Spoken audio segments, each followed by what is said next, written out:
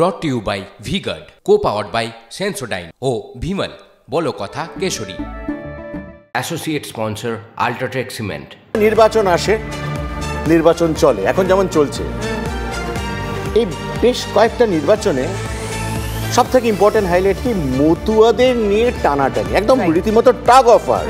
অমিত শাহ একবার টানছেন, তো মমতা ব্যানার্জি বলছেন কে টানতে দেবে। এই টানাটানি নিয়ে চলে, আমাদের নির্বাচন আসে, চলে যায়। মতুয়া শব্দের অর্থ কি জানো?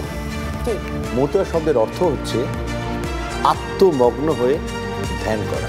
আচ্ছা, তো সেই মতুয়ারা আজকে কিন্তু আত্মমগ্ন হয়ে ধ্যান করার বদলে একটু কনফিউজড, একটু বীতশ্রদ্ধ, একটু বিরক্ত।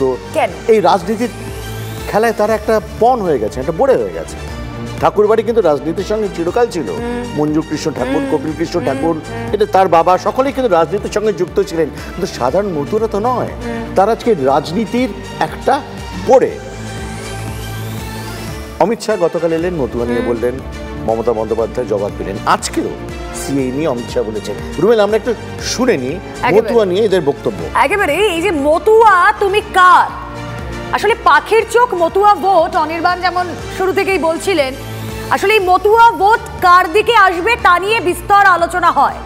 বিজেপি তার দিকে টানার চেষ্টা করে, তৃণমূল তার দিকে। আর অমিত শাহ, বিজেপির চাণক্য, কেন্দ্রের স্বরাষ্ট্রমন্ত্রী এই বঙ্গে ভোট প্রচারে এসে মতুয়া প্রসঙ্গে কি বলেছেন একবার শোনা যাক। बंगाल वालों, आपको तय करना है, आपको घुसपैठिए चाहिए या सीए से हमारे शरणार्थी भाइयों को नागरिकता देने वाला नरेंद्र मोदी चाहिए। মতুয়া ভোট বারবার প্রাসঙ্গিক হয়ে ওঠে, মতুয়া ভোট ব্যাংক বারবার প্রাসঙ্গিক হয়ে ওঠে। তার কারণ এই সিএএ, এনআরসি, এই বিষয়গুলো, এই নাগরিকত্ব প্রসঙ্গগুলো তার সঙ্গে ভীষণভাবে জড়িয়ে যায়। অমিত শাহর বক্তব্যটা শুনলেন, আমরা শুনলাম অনির্বাণ অমিত শাহ কি বলেছেন। গতকালও কিন্তু আমরা দেখেছিলাম এই একইভাবে বনগাঁর মাটিতে দাঁড়িয়ে যুযুধান দুপক্ষ, বিজেপি তৃণমূল, তারা সুর চড়িয়েছিলেন। অমিত শাহ কি বলেছিলেন Mamata Bandyopadhyay, back to back. Matua समाज के लोगों को मैं आश्वस्त करने आया हूं, ये ममता बनर्जी दीदी झूठ बोल रही है कि सीए में जो अर्जी करेंगे उनको तकलीफ आएगी। मैं गारंटी देकर जाता हूं बनगांव वालों, किसी को कोई तकलीफ नहीं आएगी, नागरिकता भी मिलेगी और देश में सम्मान के साथ जी भी पाओगे। আপনার যিনি লোকসভার প্রার্থী মন্ত্রী, 5 বছরে যিনি যার টিকিট পাওয়া যায়নি, আবার নাগরিকত্ব দেবে বলে নাম লিখিয়েছে, টাকাও তুলেছে কোথাও কোথাও, আমি শুনেছি। তাকে বলুন তুমি আগে অ্যাপ্লাই করো। তুমি কেন করো নাই ভাই? করলেই তুমি বিদেশি। তাই আমরা বিদেশি হতে চাই না, আমরা স্বদেশি হতে চাই, আমরা স্বদেশেই থাকবো। অনির্বাণ, মতুয়া ভোট নিয়ে কতগুলো ইন্টারেস্টিং ফ্যাক্টরও তো রয়েছে। রাজ্যের 83টি বিধানসভা আমরা দেখছি যেখানে মতুয়া ভোট ব্যাংক বেশি। আবার এই বনগাঁ রানাঘাট লোকসভা, সেখানে সর্বাধিক মতুয়া ভোট, যেই ভোটটা 2019-এ হাতছাড়া হয়েছিল তৃণমূলের। তুমি প্রিসাইজ রুমেলা, মতুয়ারা আজকে লোকসভা ভোট চলছে, মতুয়ারা 6টা লোকসভা ভোট কন্ট্রোল করে। মতুয়ারা যেদিকে যাবে সেদিকে যাবে মতামত। কোন কোন? বনগাঁ, রানাঘাট, হুগলি, কৃষ্ণনগর, বসিরহাট, বর্ধমান পূর্ব, এর কথা আমরা অনেকে বলি না।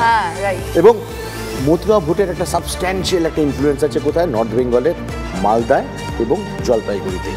তো এই 6টা সিট, লোকসভা সিট মতুয়ারা ঠিক করেন। 33টাতে একদম ডাইরেক্ট মতুয়ারা বিধানসভা সিট, যেটা তুমি বললে আরো 80, 33টা একদম ডাইরেক্ট মতুয়ারা ঠিক করেন কি নির্বাচিত বিধায়ক হবেন। সেই জন্যে আজকে এত তোমার মতুয়া ভোট ব্যাংক, মতুয়া তুমি আমার, মতুয়া তুমি কার, মতুয়া তুমি আমার, এটা কিন্তু চলছে। এবং সবথেকে খুব ইন্টারেস্টিং ব্যাপার, এই যে ঠাকুরবাড়ি, এই ঠাকুরবাড়িটা কিন্তু চিরকালই রাজনীতির কেন্দ্রবিন্দু ছিল। প্রবুদ্ধনাথ ঠাকুর বোধহয় মঞ্জু, ইনি ছিলেন ধর্মগুরু, ইনি ছিলেন কিন্তু বাংলা কংগ্রেসের মন্ত্রী হয়েছিলেন। তারপরে মঞ্জুর কৃষ্ণ ঠাকুর, তার ছেলে কবির কৃষ্ণ ঠাকুর, তার ছেলে সুব্রত ঠাকুর, এটা কিন্তু মমতা বলা ঠাকুর, এন্টার ফ্যামিলি কিন্তু রাজনীতির সঙ্গে যুক্ত। কিন্তু সাধারণ মতুয়ারা আজকের দিনে দাঁড়িয়ে সেকেন্ড ইস্যু হচ্ছে এই যে সিএ, মমতা ব্যানার্জি বললেন সিএ নিয়ে কিন্তু ভীষণ কনফিউজড। সিএটা কিন্তু ওদেরকে নাগরিকত্ব দেওয়ার জন্যই বিজেপি দিয়েছে, কিন্তু আজকের দিন দাঁড়িয়ে আমরা কি দেখছি, কেউ যাচ্ছেন না। শান্তনু ঠাকুর অব্দি অ্যাপ্লাই করেননি, কেন করেননি? ফার্স্ট, তুমি যদি অ্যাপ্লাই করো সিএতে, তার মানে তুমি প্রথমেই স্বীকার করে নিচ্ছ আমি সিটিজেন নই। তো শান্তনু ঠাকুর যদি অ্যাপ্লিকেশন করেন তাহলে তো প্রথমেই তিনি স্বীকার করে নিচ্ছেন আমি ভারতের নাগরিক নই, আমাকে দাও। দাঁড়াতেই তো পারবেন না। শান্তনু ঠাকুর কি কোনো বাইট আছে আমাদের কাছে? শান্তনু ঠাকুরের বক্তব্য আছে, একটা খুব ছোট্ট করে একটু শুনে নেওয়া যাক সেই রিয়াকশন। শান্তনু ঠাকুরের বক্তব্য পরবর্তীতে শোনাবো, তবে অনির্বাণ আরো বেশ কিছু খবর তো রয়েছে আমাদের। রুমেলা, তুমি মতুয়া নিয়ে আমরা থাকবো, সারাদিন ছিলাম থাকবো, তুমি দর্শকদের জন্য কোন 5টা ইম্পর্টেন্ট খবর বেছে রেখেছো এটা একটুখানি আমরা দেখে নিই। একদমই তাই, 3টে নিউজ কর্নার মানেই সমস্ত গুরুত্বপূর্ণ খবরের পুঙ্খানুপুঙ্খ বিশ্লেষণ, কাটাছেড়া চলবে। অনির্বাণ চৌধুরী রয়েছেন সঙ্গে। এই মুহূর্তের 5টি গুরুত্বপূর্ণ খবর, যেই খবরের বিশ্লেষণ না করলেই নয়। প্রথম খবর, নিয়োগ দুর্নীতির সবচেয়ে বড় পর্দাফাঁস। নিয়োগ দুর্নীতির কোন তথ্য এসেছে টিভি9 বাংলার হাতে? টিভি9 বাংলার কাছে দুর্নীতির নথি, সিবিআই এর কাছে চাকরি চুরির ইমেলের কপি, কাদের কাদের নাম্বার বাড়াতে হবে সেই তালিকা নাইসাকে মেল করেছিল commission, school service commission. Mail গিয়েছিল নাইসার কর্তা নীলাদ্রি দাস, পঙ্কজ বানসাল ও মোজাম্মেল হোসেনের কাছে। আর এই মোজাম্মেল হোসেন নামটা ভীষণ ইন্টারেস্টিং, আলোচনা এগিয়ে নিয়ে যাব। পরবর্তী খবর, টিভি9 বাংলায় বিস্ফোরক, সন্দেশখালীর পাত্রপাড়ার নির্যাতিতা। তার অভিযোগ টাকার বিনিময়ে 2 নির্যাতিতা বয়ান বদল করেছেন। মহিলার দাবি তাকেও 10 লক্ষ টাকা দেওয়ার প্রস্তাব দেওয়া হয়। ভাবতে পারছেন, রাজি না হওয়ায় তাকে মিথ্যে অভিযোগে ফাঁসানো হচ্ছে। নির্যাতিতার আরও দাবি মাম্পির বিরুদ্ধে সাদা কাগজে সই করানোর অভিযোগও মিথ্যে। এই খবরের বিশ্লেষণ অবশ্যই দরকার 3টে নিউজ কর্নারে। পাশাপাশি যে খবর দেব, মাটি মাফিয়াদের বিরুদ্ধে অভিযানে গিয়ে আক্রান্ত করণদিঘির বিএলআরও সহ 3, ভাঙচুর বিএলআরওর গাড়ি, রক্তাক্ত অবস্থায় জখম হয়েছেন প্রত্যেকেই। আমরা সেই ছবি দেখাবো আপনাদের। গত শনিবারই টিভি9 বাংলায় উত্তর দিনাজপুরের নাগর নদীর পাড়ের মাটি ও বালি মাফিয়াদের দৌরাত্মের ছবি তুলে ধরি আমরা টিভি9 বাংলা। পাশাপাশি নজর রাখবো আরও একটি ঘটনায়, কয়লা পাচার মামলার তদন্ত শেষ, এবার বিচার প্রক্রিয়া শুরু করতে চায় সিবিআই। আগামী 21শে মে আসানসোলের বিশেষ সিবিআই আদালতে কয়লা পাচার মামলায় চার্জ গঠনের দিন ধার্য হয়েছে, আর ওই দিন সব পক্ষের শুনানির পর চার্জ গঠন হবে আদালতে। 5 নম্বর খবর, এবং আজকের এই 3টে নিউজ কর্নার, সেখানে 5 নম্বর যে গুরুত্বপূর্ণ খবর, ভগবানপুরে বিজেপি কর্মীর কান কেটে নেওয়ার অভিযোগ। মঙ্গলবার রাতের ঘটনায় ব্যাপক চাঞ্চল্য।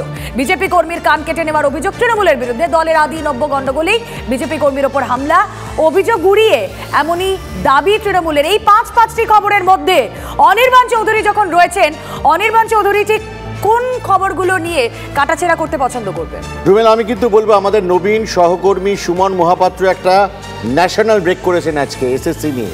এতদিন এসএসসি খুব দারুণ লুকোচুরি খেলছিল, শেখ শাহজাহানের মতন, যে আমরা জানি না কে যোগ্য কি অযোগ্য, দেখা যাক, সিবিআই দেখুক, আমি দেখুক, পুরো ধোঁয়াশা। আজকে সুমন মহাপাত্র যে রিপোর্ট আজকে আমাদের দিয়েছেন তাতে পর্দা ফাঁস, সত্যি আক্ষরিক অর্থেই পর্দা ফাঁস। কি পর্দা ফাঁস? এসএসসি নিজেই ইমেল করে বলছে অযোগ্যদের কিভাবে চাকরি পাওয়ানো যায়, তোমরা চাকরি পাওয়ানোর ফর্মুলা করে আমাদের দাও। মানে এর থেকে বড় সাংঘাতিক অভিযোগ এই এসএসসি মামলা যতদিন চলছে কিন্তু আসেনি। এই প্রথম একটা পর্দা ফাঁস হলো, আমরা বুঝতে পারলাম। আচ্ছা, ইয়ে তো আছে আমাদের সুমন মহাপাত্রকে সাথে কি যোগাযোগ করতে পারবে? একদমই, আমরা সুমন মহাপাত্রের সঙ্গে কানেক্ট করেছি। এই যে কাদের কাদের নাম্বার বাড়াতে হবে সেই তালিকা নাইসাকে মেল করেছিল এসএসসি। ভাবতে পারছেন, সবথেকে বড় ব্রেক টিভি9 বাংলায়। আমাদের প্রতিনিধি সুমন মহাপাত্র রয়েছেন সঙ্গে। সুমন, দেখো রুমেলা, একদম পরিষ্কার, এসএসসি তারা হচ্ছে পরীক্ষার অর্গানাইজার, নাইসা হচ্ছে পরীক্ষার মূল্যায়নকারী সংস্থা। বিং অর্গানাইজার এসএসসি নাইসাকে মেল করেছিল উইথ দ্য লিস্ট, এবং সেই তালিকা পাঠিয়ে তারা বলেছে যে এরা কম নাম্বার পেয়েছেন, এদেরকে চাকরি দিতে হবে। আপনারা যখন ইভ্যালুয়েশন করবেন, যখন মূল্যায়ন করবেন, এদের খাতা যখন দেখবেন, তখন এদের নাম্বার বাড়িয়ে দেবেন। এবং একটা তালিকা নয়, যেটা আমরা জানতে পারছি সিবিআইয়ের কাছে সেই মেলের পুরো কপি রয়েছে, এবং একাধিক তালিকা কিন্তু সিবিআই এসএসসি সার্ভার থেকে বাজেয়াপ্ত করেছে। লেটেস্ট নিউজ, এবং সেই বাজেয়াপ্ত করা ইমেলে তালিকাগুলো রয়েছে, প্রত্যেকটা দফায় বিভিন্ন বিভিন্ন নাম পাঠানো হয়। সুমন, আমি তোমায় একটু থামাবো। তুমি এই খবর সকাল থেকে ব্রেক করেছো, আমরা সকাল থেকে জানতে চাইছি এবং জানছি তোমার কাছ থেকে। সুমন, আমি স্পেসিফিক্যালি জানতে চাইছি, এটা তো কম্পিউটার অটোমেটিক করে দেয়নি এই জালিয়াতিটা? কারা এর পেছনে? এসএসসির কারা? নাইসার কারা? কে? একজন তুমি নাম বললে, মোজাম্মেল, কি নামটা বললে, ওনার ভূমিকাটা কি? তার কিসের দহরম মহরম ছিল এসএসসির কর্তা ব্যক্তিদের সাথে, সেগুলো জানতে চাই। এসএসসির তরফ থেকে তখন নাইসার সঙ্গে যোগাযোগ করতেন তিনজন। একজন ছিলেন এসএসসির প্রোগ্রামিং অফিসার, আরেকজন ছিলেন এসএসসির তৎকালীন চেয়ারম্যান সুবীরেশ ভট্টাচার্য, এবং নাইসার 3 পদস্থ কর্তার সঙ্গে তাদের মেল পাওয়া যাচ্ছে। সেখানে যেমন নাম রয়েছে নীলাদ্রি দাস, যাকে সিবিআই ইতিমধ্যেই গ্রেপ্তার করেছিল। নাম রয়েছে পঙ্কজ বনসাল, যিনি এক্স ভাইস প্রেসিডেন্ট ছিলেন এই সংস্থার নাইসার, এবং মোজাম্মেল হোসেন, যিনি ওখানকার একজন কর্মী, কিন্তু তিনি এই সংস্থা ভিত্তিক যোগাযোগের বাইরেও ব্যক্তিগত যোগাযোগ গড়ে তুলেছিলেন এসএসসি কর্তাদের সাথে, এবং ব্যক্তিগতভাবে কিন্তু নাম আদান প্রদান হতো, এবং সেই নামের ভিত্তিতে কিন্তু তাদের নম্বর বেড়ে যেত। এখন এসএসসি কোনোভাবেই এটা ইগনোর করতে পারবে না যে তারা কারা অযোগ্য, এটা জানে না। তার কারণ অযোগ্যদের তালিকা এসএসসি নাইসাকে দিয়েছে নম্বর বাড়িয়ে দেওয়ার জন্য, সেই মোতাবেক একেবারে। আর এই যে এত আইনি টানা পড়েন, অবশ্যই সুমন আমাদের নজর থাকবে। অনির্বাণ, আমরা বারবারই দেখেছি মমতা বন্দ্যোপাধ্যায় মঞ্চে দাঁড়িয়ে বলছেন, আরে ও তো চাকরি খেকো, ও চাকরি খেকো, সে চাকরি খেকো, কিন্তু চাকরি আসলে তো সর্ষের মধ্যেই ভূত। আজকে সুমন মহাপাত্রর প্রতিবেদন সেটা দেখিয়ে দিল। আরেকটা স্ক্যাম আমাদের নাড়িয়ে দিয়েছিল, বা আমরা কয়লা, আর কি কয়লা এমন একটা ওয়ার্ড যেটা বিভিন্ন রাজনীতিবিদের আগে পিছে লাগিয়ে দিয়ে কয়লা অমুক, কয়লা তমুক বলে, এবং কয়েক হাজার কোটি টাকা। এবং কয়লা, অবশ্যই আমরা জানতাম কয়লা পাচার হয়, কয়লা নিয়ে নানা রকম অভিযোগ ছিল, কিন্তু কয়লা স্ক্যামটা যে এত বড় একটা আকার নিতে পারে সেটা এই এতদিন না হলে জান। কিন্তু যেটা আমাদের কাছে স্বস্তির খবর, যে এবার বিচার প্রক্রিয়া শুরু করছে, এবং চার্জশিট স্পেশাল সিবিআই আদালতে কয়লা পাচার মামলার চার্জশিট হবে একেবারে আগামী 21শে মে। আসানসোল বিশেষ সিবিআই আদালত, সেখানে কয়লা পাচার মামলায় চার্জ গঠনের দিন ধার্য হয়েছে। সুজয় পাল প্রতিনিধি আমাদের সঙ্গে রয়েছেন, আরো ডিটেলে সুজয় থেকে জেনে নিই। সুজয়, তুমি বলো, আমরা কি বলতে পারি যে কয়লা পাচারের তদন্ত শেষ? কারা কারা বড় মাথারা কি তাদের কান ধরে কি টানা গেল? সত্যি কি সিবিআই পাচারের নেপথ্যের যে নায়ক, যারা ভূমিকা নিয়েছিলেন, তাদের কি সত্যি পেল, না জাস্ট চার্জশিট দিতে হয় বলে দিয়ে দিলাম? আপডেটটা বলো। দেখো, ইতিমধ্যে একাধিক চার্জশিট সিবিআই এই কয়লা পাচার মামলায় দিয়েছে, এবং সমস্ত চার্জশিট দেওয়ার পর তারা কনক্লুশন রিপোর্ট, অর্থাৎ তদন্ত শেষ, সেই রিপোর্ট জানিয়েছে, এবং সেই রিপোর্টটা দেওয়ার পরেই আদালত 21শে মে এই মামলায় চার্জ গঠনের দিন ধার্য করেছে।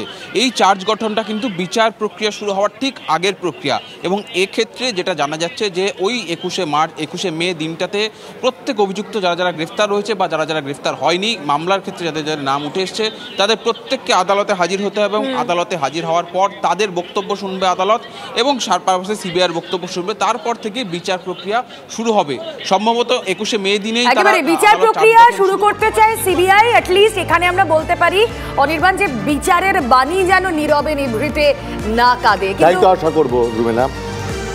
অনেক তো রাজনীতি হলো, মতুয়া হলো, কয়লা হলো, এসএসসি স্ক্যাম হলো, সব আলোচনা তো আমাদের এই সমাজটাকে ঘিরেই, তাই না? এই সমাজকে বাদ দিয়ে আমরা কি করে একটা ইম্পর্টেন্ট বুলেটিন করি বলো? ডিভোর্স যেন একটা সামাজিক ব্যাধি। একটা মহিলার বাড়িতে যদি কোনো ডিভোর্সের তকমা লাগা থাকে, তাহলে সেই মহিলা সমাজ থেকে অ্যাজ ইফ বিচ্যুত, অ্যাজ ইফ তার কোনো জায়গা নেই। কিন্তু আজকে কানপুরে একটা ইন্টারেস্টিং ঘটনা ঘটেছে রুমেলা। একজন বাবা, না বলবো না, আমি বলবো, তুমি শেষ করবে। একজন বাবা আমাদের যে সমাজের যে এই যে হিপোক্রেসি, সেই আয়না, সেই আয়না একটা বড় থানির ছুঁড়ে ভেঙে দিয়েছেন রুমেলা। সেই কানপুরের গল্প শুনলো, তুমি বলো।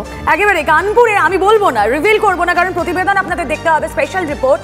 কানপুরে এক ডিফারেন্ট টাইপের ব্যান্ড বাজা বারাত। একটা পজিটিভ নোটে শেষ করি 3টে নিউজ কর্নার। 7 পাকের চলে শ্বশুরবাড়ির দরজায় রেখে বেরিয়ে যাচ্ছেন বাড়ির বউ। বিবাহ বিচ্ছেদের পর ঢাক ঢোল পিটিয়ে মেয়েকে নিজের বাড়িতে ফিরিয়ে নিয়ে যাচ্ছেন বাবা।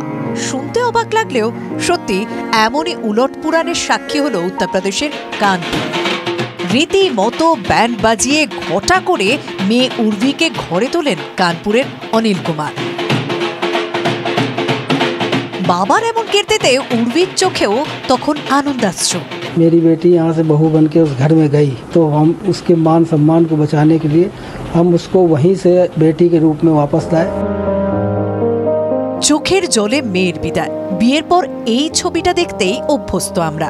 শ্বশুর বাড়ি থেকে সেই মেয়ে যদি ডিভোর্সের পর ফিরে আসে, মেয়ের বিয়ে যতটা ধুমধাম করে দেওয়া হয়, ঠিক ততটাই গোপনীয়ভাবে ডিভোর্সি মেয়েকে ঘরে তোলা হয়, পাছে 5 কান্না হয়ে যায়।